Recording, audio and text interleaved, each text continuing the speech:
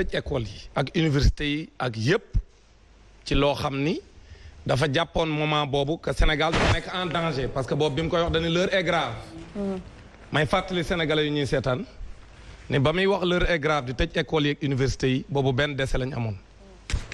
boobu Sénégal amagul lu ëpp 30 cas positifs ñu dem ba jamono toll foo xam ne Sénégal bi muy ubbiwaat ne day ubbiwaat école yi Sénégal au moins mi ngi tolloon ci aux environs de 30 cas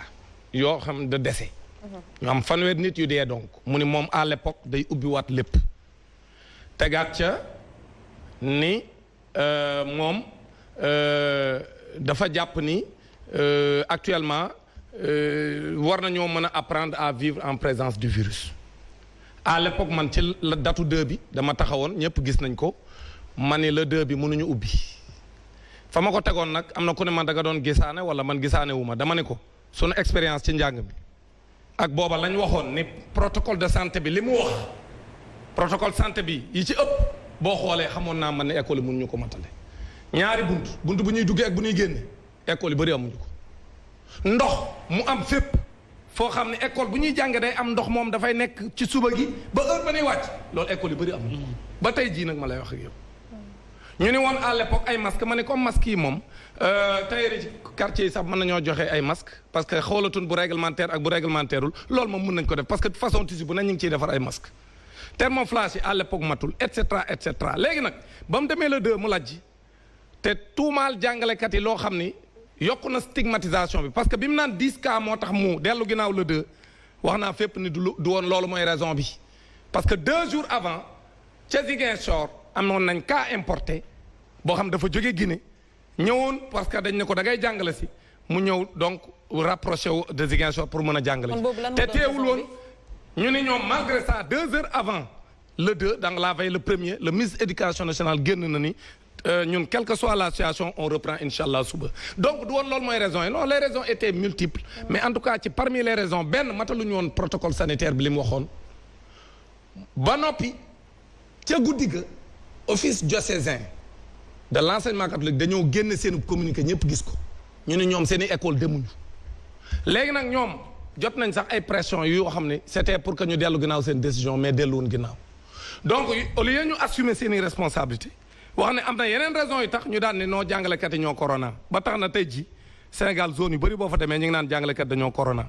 ginnaaw nag bi ñu defee li ñu def muy terminus bi bi ñu leen dajalee foofu ak jamono la fa xew léegi nag maintenant la date du 25 bi nga xam ne moom moo am alxamis contrairement à ce qu'ils disent il y a beaucoup de zones yoo xam ne cours yi dooru la zone sud xam nga ñun dañ leen doon wax li tax leen période bii jàngi baaxatul mooy que ne dañoo nekk ci nawet mais dañoo xëy 6 heures du matin ak sud bi yëpp di taw ànd ak ngelaw ay Ziguinchor Bignona ay Sédhiou zone yooyu yëpp di taw ànd ak ngelaw man 6 heures du matin la ma sama représentant envoyé message ni ma taw bi commencé na ànd ak ngelaw. pas effectif dans la zone donc sud. zone sud bi effectiful yeneen zone tamit yu bari dañoo forcé mais am na école yu bari yoo xam ba léegi li ma leen fii limal ni amuñu ndox te teewul dem nañ dem commencé cours yi loolu am na mën nañ cee joxe exemple yu bari naam nag comme protocole sanitaire bi dañ koo wàññi loolu aussi dama koy leeral danoo wàññi protocole bi par rapport ak datu 2 bi la waa santé waxoon le 2 protocole boobu dañ ko wàññi ci reprise du 25 bi loolu moo tax may wax ni. nuñ ko wàññee c'est-à-dire non dañ ko wàññi daa am ay dispositions yu ca nekkoon yoo xam bii yoon dañ ne du tee ñu commencé alors que bee dañ ne woon ministre éducation génne benn disposition bu ci manqué rek dañuy tëj école bi bii yoon nag dañ koo oyofal loolu mooy dëgg donc loolu ginnaaw bi loolu amee may wax ni mbir mi du rek la date du 25 xamul tax mbir mi du rek la date du 25 date du 25 benn date bi ñuy démarrer la rek mais ñun li tax d'accorduñ ci contexte bi ak li ñu bëgg a def la ñuy leeral Sénégalais yi gis nga Covid 19 bi muy ñëw Sénégal dafa fekk école bu feebar nekk ci jafe-jafe ñu ñàkk weeru octobre malgré slogan kër boobu may dégg ubbi tey jàng tey ñu ñàkk weeru octobre jàngalekat yi may seetaan xam nañ ni ña ca tane ñoo jàngale la 3e ou la 4e semaine octobre élèves yi jànguñu beneen bi mooy bi janvier jotee mi janvier G20 ak G7 muy ñaari kuréel jàngalekat yi nga xam ñoo fi nekk dañ doon grève ñëpp gis nañ ko ñaari weer lañ grève même bu fekkente ni ñàkk ñu ñaari weer yëpp bëri na jour yu daan ñàkk ci semaine bi kon suñu xoolee ci ñaari weer yi lu mu gàtt-gàtt ñàkk nañ ci benn weer ñu dolli ci ñetti weeri mbas yoo xam ne kenn mënu ko werante 16 mars ba 25 juin 3 mois yi sax teg na quelques jours muy kon ñetti weer yooyu nga xam mbas mee ko fi def ak benn weer bi ñu grève au moins ci ñaari weer yi en termes de jour de perte de d'heure ak weer octobre bi nga xam si kenn jàng ko teg sénégalais yi may seetaan xam nañ lool ci public bi waa juróomi weer kon lan ñàkk ci juróom-ñeent waa soo ñàkkee juróomi weer ci juróom-ñeent nga ne léegi damay ubbi la 25 juin mooy juin kon moom jeex na d'accord dañu ak man waa léegi mu dese la kon juillet kese ñu ni juillet kese la ñuy rattrapé def seen i examen août mooy kon dañuy jël benn weer ak genn wàll te matu ko parce que 12 août lañ bëgg a def anticiper philosophie bi te bala ngaa def anticiper philosophie il faut nga def composition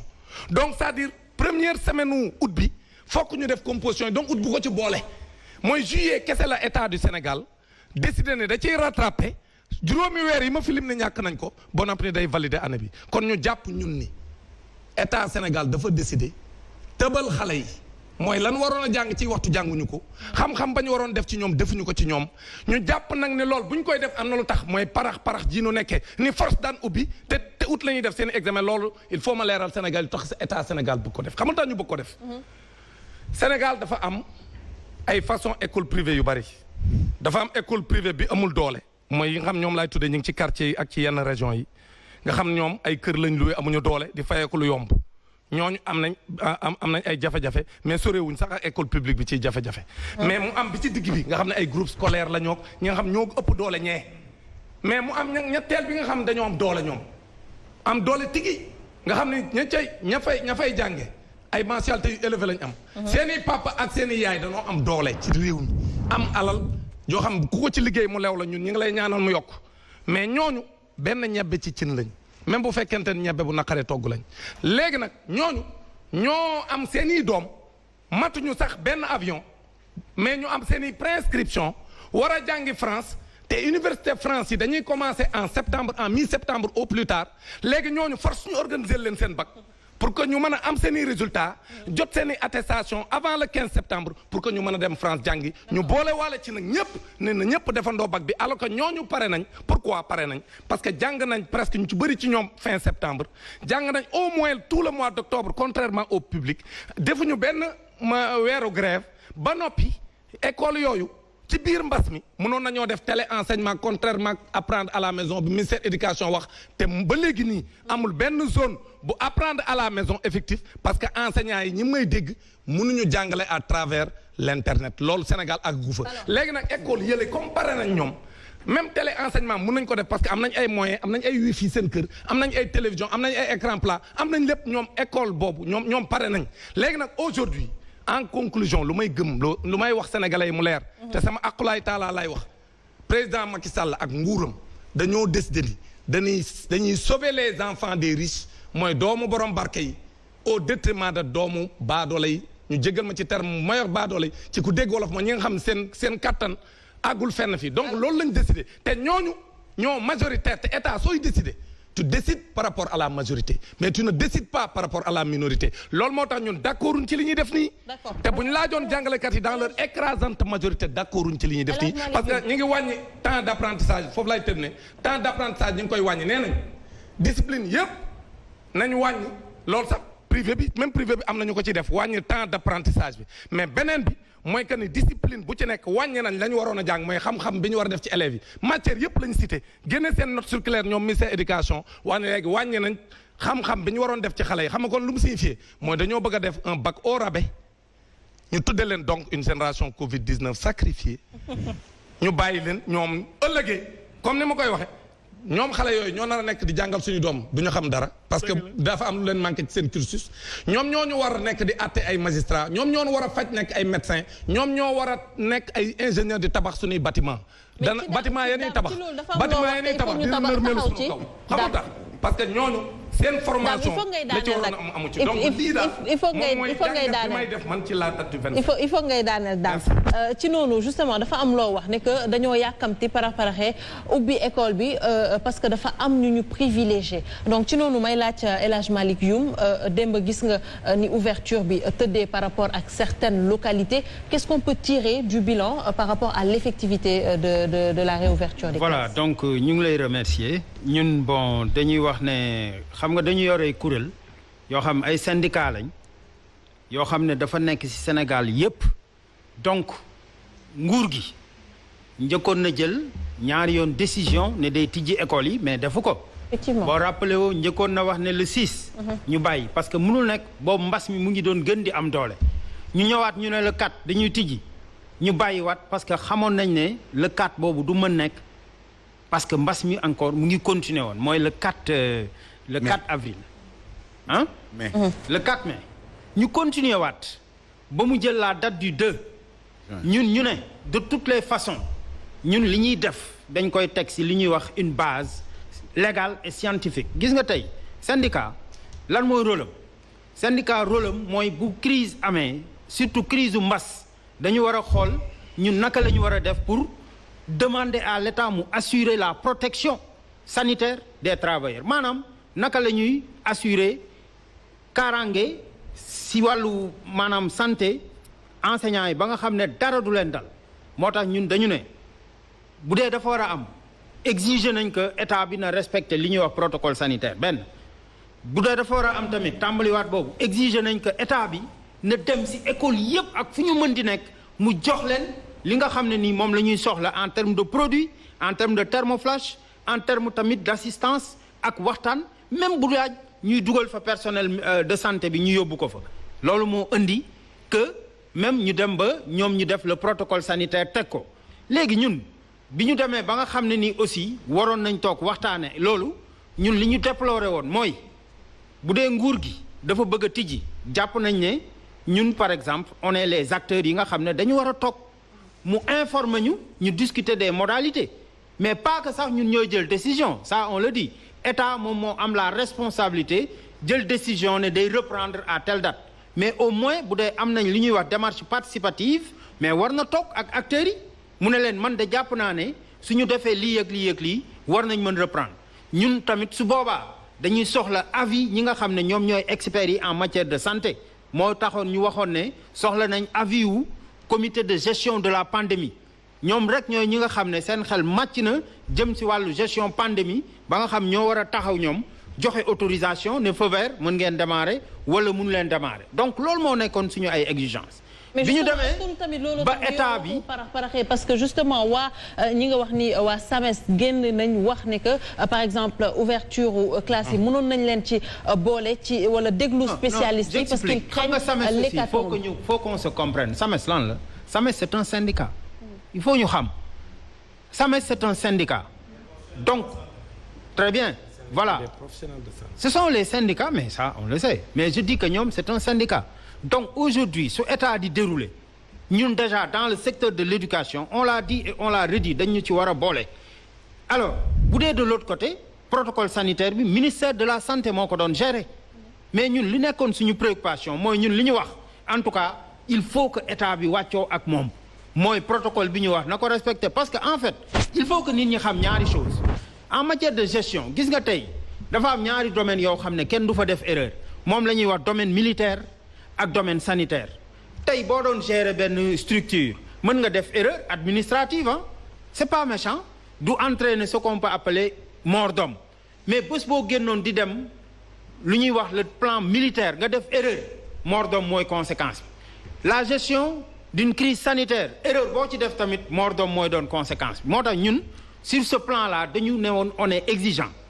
et maintenant soo xoolee évaluation bi ñuy def du 25 d'abord datu 25 bi état jël na responsabilité am tijji na bi mu tijjee ñun wax nañ ne dénoncé nañ le fait que waxtaanu ko ak ñun mais en bon soldat du savoir dañu wax ne sunu militants yépp nañ dem ñu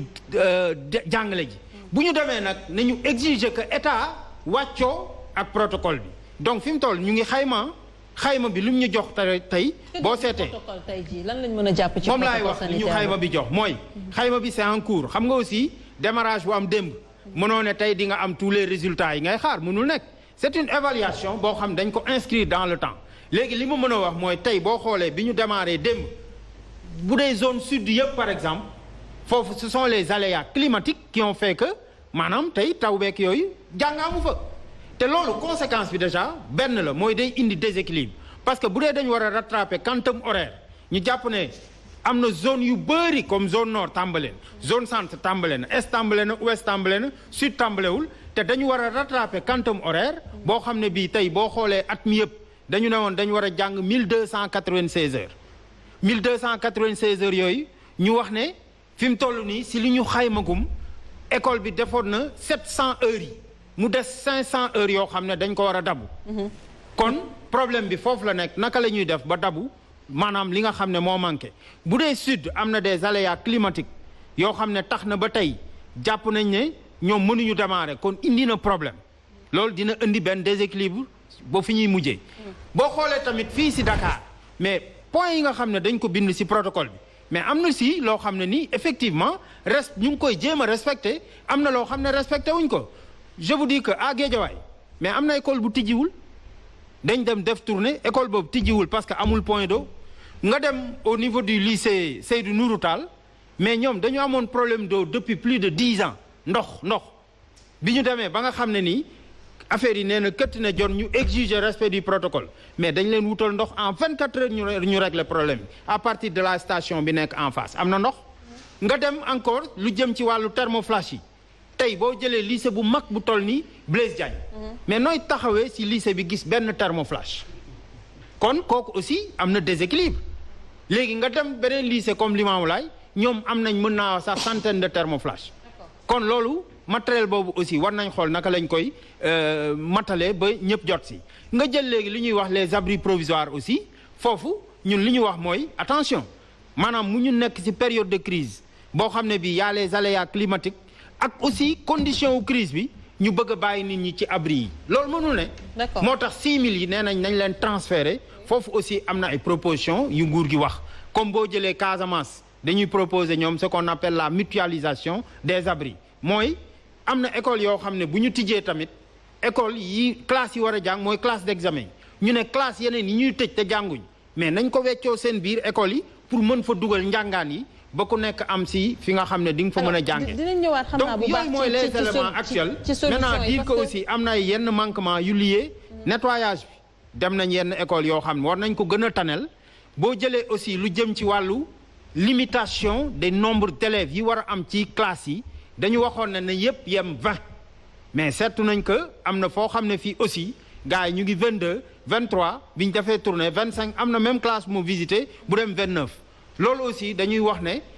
wàccoowuñu ñooñu ak maanaam protocole bi nga xam ne dañu ne woon na fépp yem 20 personnes. te ñu respecter la distanciation. D'accord. donc loolu mooy situation bi ñu mën a maa ngi ñëwaat ci yow parce que y a un point boo xamante ne daam peut-être xaw fa d'accord ak yow maa ngi ñëw léegi ci yéen damay dem juste ci Pape Makhtar parce que on parle du protocole sanitaire ñu bëri di laajte comment on peut respecter un protocole sanitaire peut-être début bi daañu ko respecter mais est-ce que dina inscrire dans la durée parce que peut-être yenn yu élémentaire yi existé wul ci yenn écoles yi mu di toilette mu di manque d'eau koo xamante ne ñu ngi koy remarquer ci yenn dinaa ñëwaat ak yéen aussi par rapport à cette question parce que c'est important comment on peut respecter un protocole sanitaire dans ces conditions. mais nee na xam nga loolu moo assure en fait si seen décision boo léegi li ñuy wax yëpp dafa mel ni tout tourne autour du protocole sanitaire c'est-à-dire existant bi dafa mel ni dañ koy jéem a fàtte parce que boo xoolee booy wax protocole sanitaire dafay fekk le strict minimum existé mais bu ñu la ñëwee tey jii ci Louga par exemple am na 77 écoles yoo xamante ni amuñu toilette. c'est-à-dire walang bi nga xamante ne xale yi bu ñu fa nekkee seen yenn besoins yi nga xamante ne besoin naturel la fu ñu koy defee amuñu ko te ñooñu ngay exiger si ñoom ñu respecter li nga xamante ne mooy mesure barrière dafay poser problème boo paree ci walang boobu da ngay soxla ndox nan ngay mën a nekkee de 9h à 15h ci benn établissement te amoo ndox te ñu ne dañuy bëgg fexe ba ñi nga xamante ne dañ fay nekk ñu respecter li nga xamante ne mooy mesure barrière donc tey jii existant bi moom moo sax waxu protocole sanitaire parce que existant bi ci boppam moo permettre wul école ubbi ñi ngi koy wax léegi ci conditions climatiques yi nga xamante ne dafa am ñi ngi wax aussi ci abri provisoire c'est-à-dire gis nga situation bi ñu nekk ubbi école bi dafa sax nekkul loo xamante ne lu intelligent la parce que balaa ngay ubbi école te effectivement lu ko daam waxee 79 cas mu taxaw ni la situation est grave tey jii ñi ngi ci presque 6000 cas ñuy naan la situation est sous contrôle ba war a jël xale yóbbu leen ci ay école dafay poser problème il faut que ñu waxante dëgg parce que tey situation bii ñu toll nee na nit ku nekk ak sax xel di xalaat nga xam école sénégalaise à moins que nga nekkoon benn comme ministre bi benn France Nabe boo xamante ni de France ngay jógee ñëw Sénégal ñu projeté la ici ñëw ni la da ngay nekk ministre de l'éducation kooku dafay yaakaar ni Sénégal école yi comme lycée Kennedy dinañuy mel day yaakaar école yi comme Blaise Diagne lay mel c'est-à-dire zone urbaine yi boo fa demee école yi duñu am problème mais benn bi ñun suñu dëkkuwaay ak suñu dëkkin dañuy nekk ci ay zone yoo xamante ni zone inondable lay noonu zone yooyu tey jii bu ñu fa nekkee bu nawet ñëwee day inondation dafay am dañuy nekk ci ndox bi bu ñu nekkee ci ndox bi nan la xale yi di jógee par exemple ci point A di dem point B te beneen bi xale yi la moo leen transporter boo respecté sax mesures yi nga xamante ne da nga koy wax distanciation physique ak sociale bi nga wax ci biir classe yi mais xale yi ci ay oto nañuy jaar te bu ñu duggee ci oto distanciation sociale boobu ñu wax du am xale yi dañuy nekk en permanent contact ñi nga xamante ni mooy nit ñi ba ñuy yegg si seen classe yi bu ñu yeggee seen classe nga ni non nañu commencé di xaajaloo te bu ñu xaajaloo ci cours yi mais après ci récréation dañuy daje parce que école boo xamante ni ñun xam nañ suñu habitude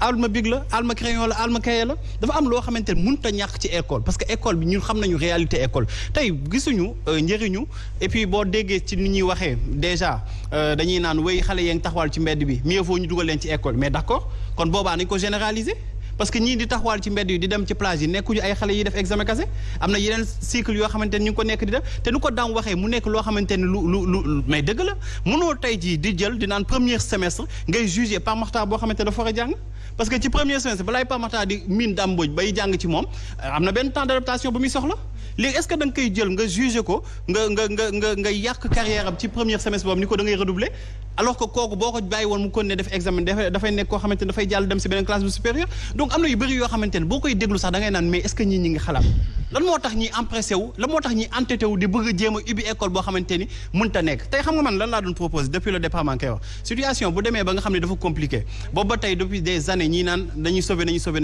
mais koo xamante ni yaa ngi koy sauver boobu ba tey nga nekk ko sur assistance respiratoire pendant des années mais doo ko débranché dem wuti ku bees nga teg ko fa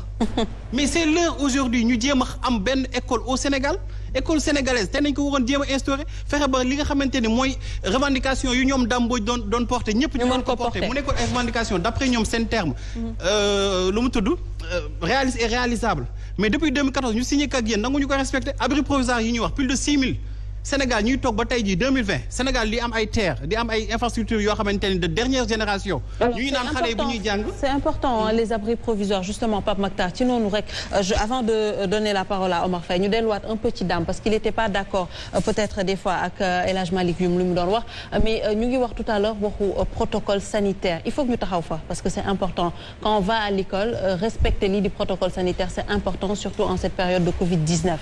ñu gis ne que le strict minimum des fois ay école duñ ko am mu di ndox ak toilette loolu yëpp lan lañ ci mën a am par rapport pour pérenniser lii di protocole. effectivement xam nga li mu wax noonu c'est exactement ce que je dis depuis plusieurs semaines nañu tege ne protocole sanitaire man gëwuma loolu man bokkuma ci syndicat yi wax ay protocole sanitaire nañ ko respecté mënuñu ko respecté xamul tax ñun ñëpp ñi ngi dem ci terrain bi di dem ci école yi jàngalekat yi ñu ngi ñuy dégg bu école yu bëri ci Sénégal boo fa demee tournée di nga gis ne amuñu ndox. avant ñuy wax waxu Covid-19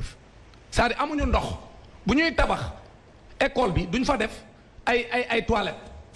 fo maanaam ay wanag yu xale yi ak même seen i musée foo xam ne buñ bëggee suturlu mën nañ faa dugg suturlu loolu amul ci école yu bëri ci Sénégal c'est ça le problème donc ñun avant ñuy wax waxu Covid-19 mais école yi xoolal baal ma jox la benn exemple dama benn école boobu dama fa dem une semaine avant ñuy tëj école yi c'est-à-dire avant mbas mi di dugg Sénégal parce que maa ngi fa def février benn CM bu tudd CM Faylar école bi c'est du ay dëkk yu sore de Mbour c'est à quelques kilomètres de Mbour CM bi kenn clôturé wu ko déglu li ma la wax de CM bi kenn clôturé wu ko CM bi enseignants yi ak élèves yi ku ci bëgg a tuur ndox wala nga bëgg a suturlu da ngay dox 300 mètres dem ci benn kër bu gën a jege ci école bi foofu ngay dem ñu dimbal la nga dugg ci toilette yi est-ce que yaa ngi may dégg école boobu amul ndox waa léegi te école boobu exemple la ci des milliers d'écoles yu nekk Sénégal kon léegi bu ñu ma waxee ay protocole sanitaire mais da ngay wax d'abord ci l'existant c'est-à-dire que ñun suñuy école mais matale wuñ dara loolu mooy dëgg quoi c'est-à-dire que gis nga ñu niy seetaan ay jàngalekat lañ fii ku fi wax loo xam ni nekkul ci dëgg boo paree léegi ci réseaux sociaux yi gars yi ci fay la kon man rus naa wax loo xam ni dama koy wax ci sama bakkan rek di wax lu ma neex dama ni acteurs yi may dégg xam nañ ni système éducatif Sénégal bii département boo dugg surtout boo duggee sax ci école élémentaire yi ñoo gën a garaaw dans les régions xam nga école élémentaire yi ci bëri dañoo nekk ci ay dëkk yoo xam dëkk yu ndaw lañ amuñu courant amuñu dara d'ailleurs à l'époque Pamadar moo tax bi ma déggee ministre éducation nationale naan apprendre à la maison moom mooy solution bi ma ne kii xamul Sénégal apprendre à la maison. apprendre à la maison boo xam ci ñi ngi ko teg nañ ci ay photocopie léegi xale yi bu ñu leen yónnee photocopie ku leen koy jàngal xale booba jàngalekat yëpp ñibbi nañ fañ dëkk. léegi ñoo mu ni léegi day photocopie affaire yónnee ko xale yi bu ñu paree mu ni léegi day def li ñuy tuddee apprendre à la maison à travers les ressources numériques du ministère maanaam ci internet bi la ñuy jàngale ak xarala yi waa internet bi ak xarala yi yow dëkk boo xam ne amoo courant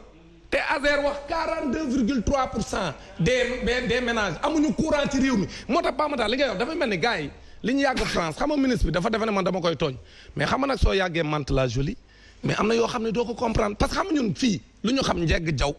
njaga ñaaw yaa may dégg kiir joom ay dëkk yoo xam ne ñoom xamuñu loolu sax ngay wax yow naan ay ressources numériques sama mbokk tukulay dafa nekk tamit. waaw mais non mais c'est-à-dire que man je n'ai rien contre Mantes la Jolie mais su fekkente ne da ngaa tàmm di dugg ci sedd boobu ak niveau d'aisance boobu européen yi nekk da ngay defe ne bu ñu la joxee njàng mi yàgg ñi ñooyam mais en réalité aujourd'hui école bi soxna Néné Aïcha pour répondre de façon nette et claire ci sa question mooy protocole sanitaire bi daa fekk Sénégal ab école boo xam ni dara amu fa presque ci dëkk yu bari nag léegi nag ñooñu dañuy violer gis nga li président Macky Sall ak nguuram bëgg a def c'est important sénégalais xam ko parce que nous disons là c'est extrêmement sérieux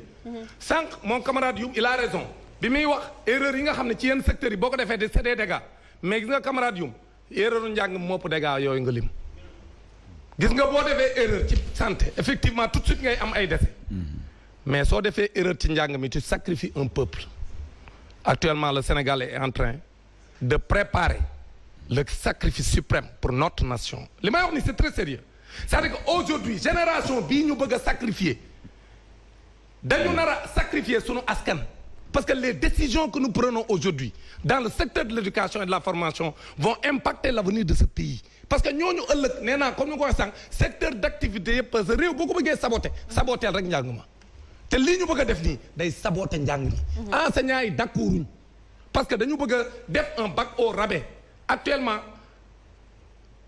même privé bi nga xam ne comme ni ma ko waxee du privé yëpp a yem doole am na privé yoo xam ne jot nañ information parce que man tey j'ai reçu une délégation des enseignants vacataires du privé tey je les ai reçus au siège du CUSEMS authentique ñu ñëw ni ma xam nga SG lu ñu lay xamal ñeenti weer a ngi nii fayeekuwuñu ñoo ngi bëgg a dee nan ñu fay sunu xaalis parce que nag ñun mënuñu accepter quelle que soit la situation ñu yore suñuy famille ñu toog ñu bëgg ñoo sacrifier comme ça man ni leen effectivement ñu ne ma ci privé bi actuellement ci école yan dem te ña ngay jàngale malgré que fay ñu leen 4 mois ña ngay jàngale ñu ne ma sunu école yi ñuy jàngale ña nga dem réduire les heures réduire horaires yi lañ def xam lu ñu def comme état bi da leen a éclater loo classes yi léegi te ñoom xam nañ ne bu ñu éclater classes yi dañuy fay jàngalekat yu gën a bëri yan daan fay léegi dañoo dem réduire heures yi xam lu ñuy def classe bu daan def 4 heures ñu defal ko 2 heures léegi ba noppi ci bac bi comme je vous ai dit ak BFM bi ak yeneen examen yi état ministère éducation nationale génne na benn note de service wax ne matière bu ci nekk wàññi na lañ waroon a jàng mooy xam-xam bi ñu waroon def ci xale yi gis nga aujourd'hui am na benn parent bu ne ma damboj bi fi waxu année blanche ma ne ko année blanche moo tànn li ñu bëgg a def xamal tax année blanche tane ko suñ defoon année blanche mais on perd 526 milliards du budget on perd du temps pour notre jeunesse mais temps boobu ñu rattrapé ko avec un très bon niveau l'année prochaine ku nekk dellu ca classe ba nga nekkoon moo ma gënal tëbal xale yi bëgg a def dañoo bëgg a tëbal xale yi na ko sénégalais yépp xam ku ci am sa doom mu nekk classe intermédiaire wala mu nekk classe d'examen jàppal ni bu dee mi ngi ci public bi bokkul ca privé ba nga am nañ doole te pare nañ jàppal ni tëbal nañ sa doom te bu ëllëgee dina feeñ ci niveau dina feeñ ci askan wi dina feeñ ci Sénégal dina feeñ ci suñu koom-koom parce que l'école est le socle du développement donc lii mooy dëgg keneen ku la wax leneen c'est parce que dañoo bëgg a éviter ci sama nguur du ma comptabiliser année blanche mais soo waree comptabiliser année blanche ci sa nguur parce que nous avons connu ça plusieurs années qui sont blanches parce que ce qu'on appelle une année blanche mooy les contenus ñu bañ ko matal te Sénégal depuis plusieurs années ñi ngi def ay années yoo xam dañ koy colmater contenus yi matul loolu mooy dëgg. D'accord alors justement Omar Faye ci noonu oui sur cette question vous voulez réagir mais maa ngi ñëwaat ci yow tuuti ma dem juste ci Omar Faye parce que ñu ngi wax sauver l'année mais sauver l'année scolaire à quel prix maintenant c'est acté élèves yi nekk en classe d'examen dellu nañ dellu nañ ci école yi yéen waa Rufisque ñu ngi leen doon dégg par rapport ak yenn effectivité boo xamante ne peut-être respecté wuñu ko ci protocole sanitaire bi qu'est-ce qu'on peut retenir par rapport waaw xam nga sànq dégg naa daam mu wax la macronisation des stratégies de Macky c'est-à-dire li Macron def la Macky def mais nee na man j'ai un problème ci situation bi ñuy dund nii man dama ci am jàngat bu garaaw surtout avec l'OMS wax nga léegi le syndicat des professionnels de la santé Pape Matar le personnel sanitaire n'est pas écouté dans ça le personnel de la santé le personnel de la santé est victime d'un confinement verbal ci situation bi et Seydi commencé nañ ko par Seydi le docteur Seydi à un moment donné docteur Seydi a été confiné depuis qu'on parle de la reprise des écoles parce que Seydi nee na fii dama leen di wax léegi yéen ñëpp le secteur de l'éducation dama leen di wax lu leer garantiruma kenn ne ba leen ubbee école yi maladie bi du fa dugg c'est par la suite qu'il a été confiné bi mu demee aussi Ziguinchor mais dafa am des émissaires de l'OMS qui sont dans les différents pays africains yu présidents yi di déglu comme au Sénégal toutes les décisions qui ont été prises par l'État du Sénégal fekk na le docteur Thior wax ko docteur Thior bii di liggéey ak OMS wax ko il faut apprendre à vivre avec le virus nañ bàyyi nit ñi génn di dem ci marché yi di dem ci école yi di dem ci kër yi ñu nekkante ñoom ñaar ñu nekkante ci la ñuy xeexee virus bi loolu la wax c'est par la suite que l'État a commencé à dañ def di confiner mu defaat sorti ne il faut ouvrir les frontières il faut que le transport urbain ñu commencé ko assurer waat moom la ñu def là on n'a pas écouté notre personnel sanitaire on a écouté quelqu'un boo xamante ni ne day dem Europe di jaay xam-xamam foofu wala dem OMS di jaay xam-xam ñu di ko fay mais loolu c'est quelque chose qui pose problème on doit écouter ñun suñu secteur sanitaire mais nee na 200 masques la ñuy yóbbu parfois ci école yi wala 100 masques benn pollu bu am robinet lañ lay tegal ci buntu bi pour 700 élèves parfois 600 élèves 500 élèves dans les écoles thermoflash yi parfois gars yi ñuy cotiser di ko joxe je l'ai vu ñu jënd thermoflash ça pose problème parce que l'enseignant aussi est là pour sécuriser au-delà de l'enseignement dafa war a protéger l'élève aussi en même temps et se protéger lui-même et parfois l'enseignant se sacrifie pour protéger les élèves d'abord tey bu bombu doon ñëw ñoom ñooy jiitu bu xeex doon ñëw ñoom ñooy jiitu avant que l'élève ne vienne les masques il y a pas une généralisation des masques dans les écoles il y en a pas mais lan moo fi jàll donc li nga wax moo am une génération sacrifiée un avenir hypothéqué te enseignement dafa doon lu sérieux kenn waru ko fowee xale yi fi ñu toll nii koo ci yóbbu école tey sur 100 élèves les 80 élèves dorment dans les classes ils n'ont plus envie d'aller à l'école actuellement nii ma lay wax dañuy wax nii rek mais jàngale amul c'est bien beau de vouloir rattraper mais ça c'est pas possible mais lu possible neel possible bi nga xamee ne tey yaa ngi commencé dund na nga ne fi ñu jëm résilience économique après résilience bu ñu defee relance mënuñu ko on va vers une récession autant aussi war nga mën a jël sa responsabilité xam na année bii du année bu valide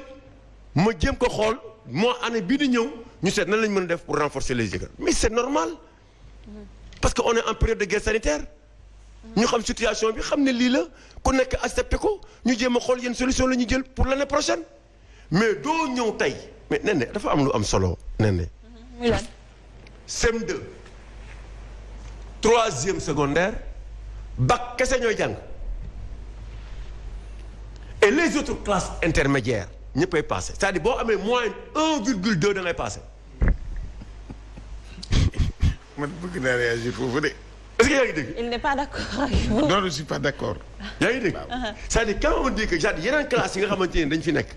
mais classe yooyu moom privé la nekk de. déedéet ak public aussi. bon waaw yaa ngi dégg. dinaa la expliquer pourquoi. du privé bu ñu waxee ne yeneen classe ñi nekk si yeneen classe dañuy passé. ñi nekk si yeneen classe. c'est-à-dire boo amee pour man boo amee moyenne 1,5. da ngay passé. c'est qu'est-ce qui se passe. c'est-à-dire au lieu nga am moyenne 15 une fois. te mën nga am premier semestre moyenne 15 deuxième semestre nga am moyenne 8. mën na ne. d'accord mën nga am moyenne. 7 deuxième semestre nga rattrapé wu am moyenne 15. waaw léegi yow classe yi ñii dañuy passé bu ñu passé fekkaat xale seconde bi kii nekkoon seconde mu nekk en classe de seconde c'est-à-dire que boo amee BFM tey waaw classe bi kii nekkoon classe seconde nag noo koy def. te mu war a passé léegi moom day toog ñeneen ñi am examen ñëw nekkaat si biir classe bi. donc moo tax ma ne la actuellement la situation c'est-à-dire que on a un peuple perdu. xamatuñu fu ñu teg suñu tànk. mais Omar Faye il faut que ñu bàyyi tamit kii di Assa Diallo mu wax parce que bi ngay wax tout à l'heure par rapport ak moyenne da ngay passé il n'était pas tout à fait d'accord avec toi. d'accorduma d'ailleurs avec Dame d'accorduma aussi avec Youm sur certaines questions très pointues pédagogiques très pointues. Allez-y. Je rappelle tout simplement bi ñuy waajal 2 juin le 18 mai dem nañ CRD restreint Youm yaa nga fa woon.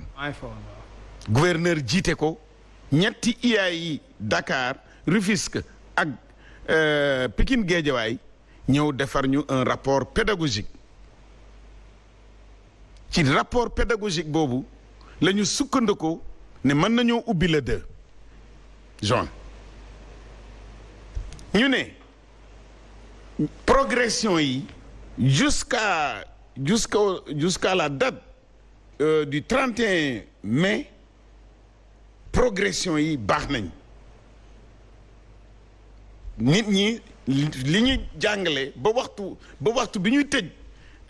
école yi mars waaw mars bi ñuy tëj école yi mars. mais quelle date progression yi maanaam bi ñu octobre ba bi ñuy tëj école yi octobre ba ñuy tëj école yi ba ñuy tëj école yi 16 mars. oui progression yi nit ñi au niveau de l'élémentaire comme au niveau du moyen secondaire baax na en termes de quantum horaire ak contenu yi ñu jàngale discipline yi au niveau de l'élémentaire def na ñaari composition au niveau de l'élémentaire premier trimestre ak deuxième trimestre mu dese ñu rek benn trimestre 2 tiers yi jàngale nañ ko sur cette base classe intermédiaire yi sur la base de 2 trimestres parce que problème de niveau la ñu ne élève bi de am na niveau suñ defee moyenne u ñaari trimestres yi am na niveau pour jàll en classe supérieure et c'est parfaitement possible c'est pas un problème de temps aussi c'est un problème de niveau. Le temps est important. Non, le quantum horaire est extrêmement important. Non, il est extrêmement important parce que dañ ne. ça fait partie des critères de performance. dañ ne woon ne suñu bi ñuy tëjee école yi le 16 mars. 5 jours rek moo ñu dese woon ñu dem fête Pâques 5 jours rek moo ñu dese woon une semaine dañuy dem revenir le 6 avril suñu revenir le 6 avril jàng mais dem composition 3e trimestre pour l'élémentaire dem aussi au mois de juin ñu def CFE entrée en 6e au mois de juin ça c'est l'année normale bi ñu defee xayma quantum horaire bi ñu ne suñ ci yokkee encore 2 mois 2 juin juillet mën nañ defi examen yi au mois d'août pour l'élémentaire ñu continuer aussi jusqu'au mois de septembre ñu def le bac et le BFM à partir de septembre bi ñu defee loolu on était tous d'accord que ni ko inspecteurs yi IA yi présenté je suis à peu près sûr aussi que